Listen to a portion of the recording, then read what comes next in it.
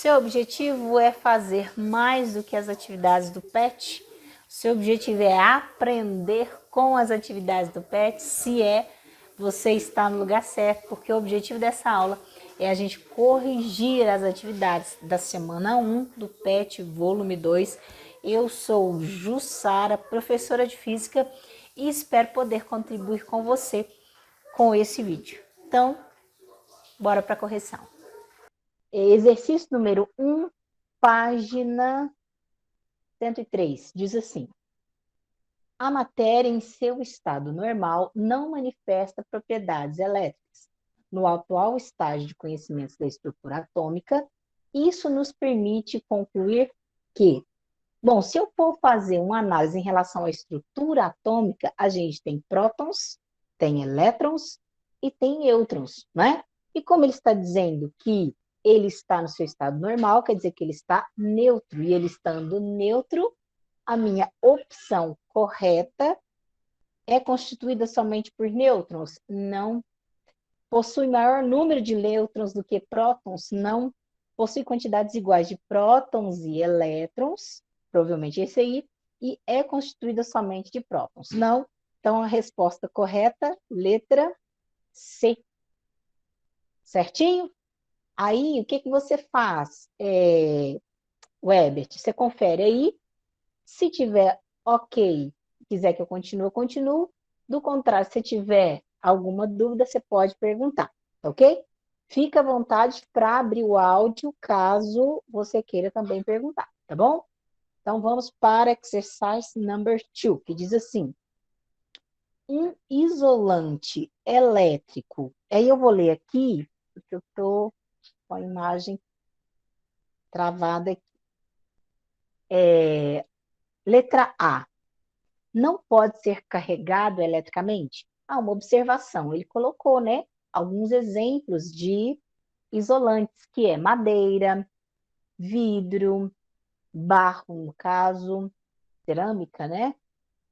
E ebonite, ser tipo um plástico, né? Que é plástico, vamos colocar como plástico. Aí ele diz: o isolante não pode ser carregado eletricamente? Na verdade, pode. Quando a gente vai eletrizá-lo por atrito, deve ser isolante. Não contém elétrons? Todos os materiais têm prótons, elétrons e nêutrons. Então, com certeza, ele tem elétrons. Tem de estar no estado sólido? Não. Na verdade, pode ser sólido, líquido e até gasoso. Tem necessariamente resistência elétrica pequena. Não isso, apesar de que é uma coisa que a gente vai ver mais para frente, mas também não, só pode ser a última, né? Não pode ser metálico. Não, não pode, porque os metais são condutores elétricos. Então, no meu aqui, ó, não vai dar para eu ver se eu consigo colocar aqui, ó. Então, a resposta correta aqui, ó, é a letra E. Acertou de novo? Tranquilo aí? Eu nem vou marcar aqui, tá? Muito fácil, verdade. 3. As palavras que completam corretamente as lacunas do texto abaixo são, respectivamente. Então, vamos lá. Se a um corpo eletricamente neutro acrescentarmos partículas negativas, desaparece o equilíbrio de cargas. O efeito total das cargas negativas supera o das positivas e podemos dizer que o corpo está carregado negativamente, ok? Podemos também carregar positivamente um objeto, nesse caso, acrescentando ou retirando. Se o meu objetivo é fazer com que ele fique positivo, vou ter que tirar, né? Retirando partículas. E o que eu retiro? Só pode ser tirado elétrons, então cargas negativas. Então, nós vamos, um objeto, nós vamos retirar partículas negativas e deixando, portanto, um excesso de cargas positivas. Isso, muito bem. Você marcou a letra B nessa número 3, né? Correto? Confere, confirma aí para mim. Perfeito. Nós vamos tirar elétrons, que são cargas negativas, e, consequentemente, se eu tiro o negativo, fica excesso de positivo. Então, a gente tem o excesso de cargas positivas. Letra correta, letra B, de bola também. Fechou. Tranquilinho, né? E eu vou para a número 4. Bora lá, gigante. O calor proveniente do Sol por irradiação atinge nosso planeta e evapora a água que sobe, por ser ela, ao nível do mar, menos densa que o ar. Ao encontrar regiões mais frias na atmosfera, o vapor se condensa sobre as partículas dispersas no ar, poeira, fumaça, etc., formando pequenas gotículas de água que compõem, então, as nuvens, podendo, em parte, solidificar-se em diversos tamanhos. Os ventos fortes facilitam o transporte do ar próximo ao chão. A temperatura em dias de verão chega quase a 40 graus Celsius para o topo das nuvens, quando a temperatura alcança 70 graus Celsius. Há um consenso entre pesquisadores de que, devido à colisão de partículas de gelo, água e granizo, ocorre eletrização da nuvem, sendo possível observar a formação de dois centros, um de cargas positivas e o outro de cargas negativas. Quando a concentração de cargas nesse centro cresce muito, acontecem então as descargas entre regiões com cargas elétricas opostas. Essas descargas elétricas, que são os raios, podem durar até 2 segundos, e sua voltagem encontra-se entre 100 milhões e 1 bilhão de volts. Gente, gigantesco, né? Sendo a corrente da ordem de 30 mil amperes, podendo chegar a 300 mil amperes e a 30 mil graus Celsius, Cristo Rei, de temperatura. A luz produzida pelo raio chega quase instantaneamente, enquanto que o som, considerada sua velocidade 300 metros por segundo, chega num tempo 1 milhão de vezes maior. Esse trovão, no entanto, dificilmente será ouvido se acontecer a uma distância superior a 35 quilômetros, já que tem de seguir em direção à camada de ar com menos temperatura. Bom, aí está mostrando a fonte, né? Física na escola, tal.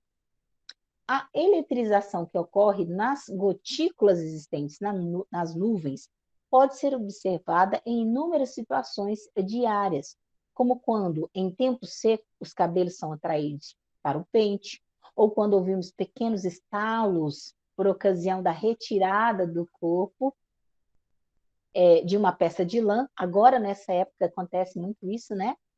Nesse contexto, considere um bastão. Ah, tá. Agora eu vou printar a tela. Espera só um minutinho, tá bom? Eu só fazer o print para eu poder explicar aqui e a gente fazer um desenho.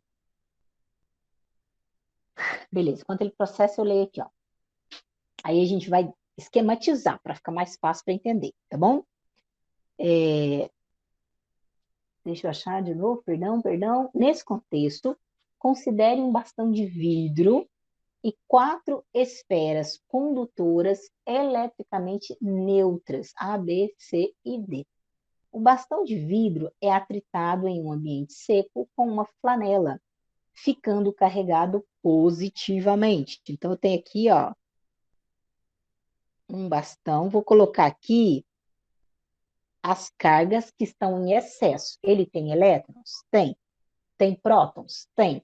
Mas o excesso que ele tem são os prótons. Então, eu estou especificando só o que ele tem em excesso, beleza? Lembrando que todas as 4 esferas estão neutras. O que significa isso? O número de elétrons é igual ao de prótons. Então, é como se um anula o outro, né? Então, a carga é neutra.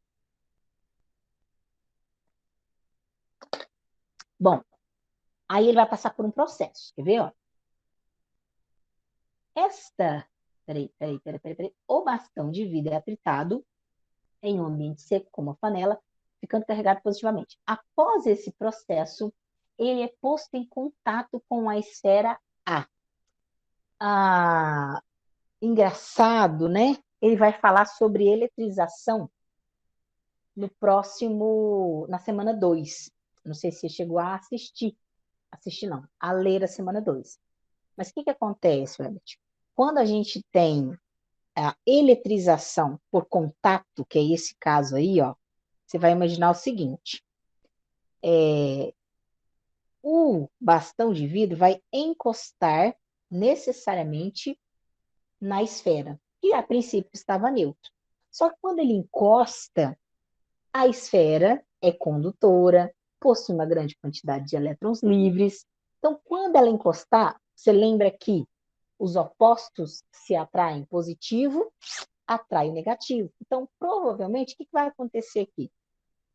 Alguns elétrons da esfera vão ser transferidos para o bastão de vidro. Então, aí eu vou entender o seguinte: o meu bastão de vidro, ele ganhou, vamos imaginar aqui, ó, 2 elétrons, ok? Em compensação, a minha esfera perdeu esses 2 elétrons. Então, se a gente for fazer aquela análise, né, de perda, como é que ficou a carga do bastão após esse contato? O bastão ainda continua positivo.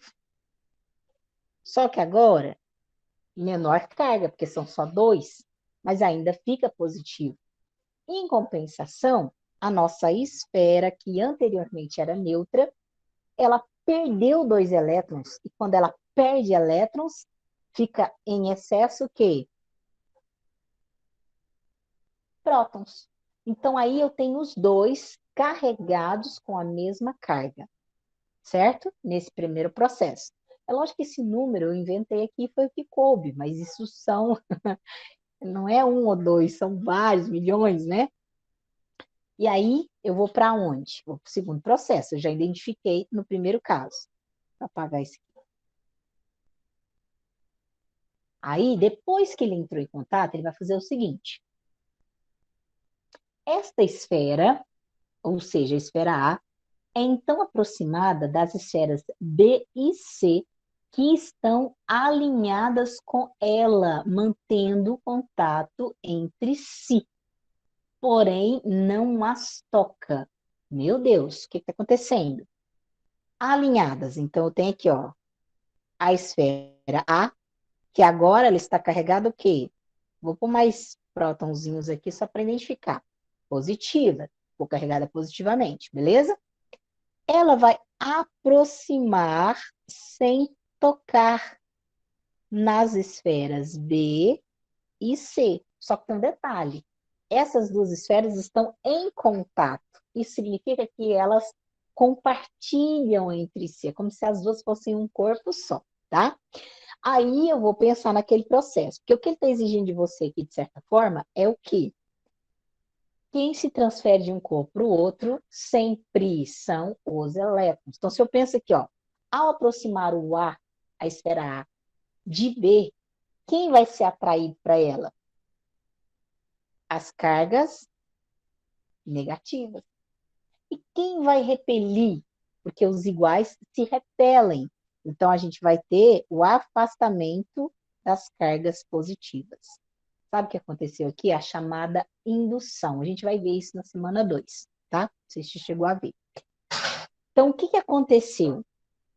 Ninguém ficou eletrizado ainda, porque eles dois estão juntos, tá certo? Mas, na presença de A, essas cargas, elas acabam que se separam. Os eletrõezinhos vão tudo para perto da A, em compensação fica com falta de elétrons lá na esfera C. E aí ele continua. Ele diz o seguinte: a seguir, as esferas B e C, que estavam inicialmente em contato entre si, são separadas e A, B é aproximada. Ah, tá, e já vai no outro processo. Então, peraí, ó. Lembram que a esfera A tinha ficado positiva. Depois desse processo, essas duas vão ser separadas. E quando elas forem separadas, como é que vai ficar a carga de B? Negativa. E como é que ficou a carga? Nossa, gente, que letra linda, maravilhosa, hein? A carga de C, positiva. Ok? Aí vai finalizar.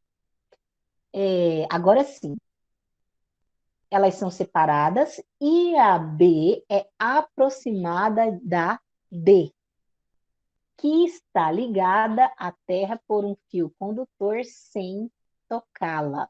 Então, vamos imaginar aqui, ó. Essa é a esfera B. E ela está carregada como? Negativamente, tá? E a esfera D, ela era neutra e ela está... Isso aqui é a representação do fio Terra, tá bom? Ela está conectada por um fio condutor à Terra. A Terra se comporta como um condutor gigante, tá? Ela fornece elétrons para quem precisa ou capta elétrons de quem precisa. Então, vamos acabar, porque nosso horário acabou aqui. Bora lá. Então, vamos pensar naquele processo de novo. Os opostos se atraem, os iguais se repelem. Como eu tenho aqui os negativos, quem que vai ser atraído? Os positivos, não é? Em compensação, repelindo os negativos. E os negativos querem se afastar. E eles têm por onde se afastar. Por esse fio condutor. Então, a gente vê o seguinte. Antes, eu tinha igualdade de prótons e elétrons. Só que olha o que acontece. Alguns elétronzinhos, vou colocar assim, ó, escapam para a Terra. E aí, esse corpo D, que tinha igualdade, perdendo elétrons devido à presença de B, ele acaba ficando com excesso de prótons. Fechado. Sim, ele se torna positivo. Isso aí. E aí, ele finaliza. Vamos acabar com essa história. Após alguns segundos, este fio é cortado. Aí pronto. Quando ele foi cortado, o que significa? Esses elétrons que foram para a Terra, eles não voltam mais, né? Houve uma perda de conexão. E aí, ele pede para que, a partir dessa situação, acima é correto afirmar que o sinal das cargas das esferas A, B, C e D é respectivamente. Bom, a gente meio que fechou aqui, ó. A esfera A fica positiva, a B negativa, a C positiva e a D positiva. Finalizando com a letra E. Capite, it's perfect. Letra E, opção correta. Então é isso, pessoal. Espero ter te ajudado. Se te ajudei, deixe seu like, se inscreve no canal e compartilhe o vídeo com seus colegas para ajudá-los a entender. O objetivo aqui não é que você tenha atividade feita, mas que aquilo que você fez tenha sido entendido, ok? Te vejo numa próxima oportunidade. Te vejo por aqui.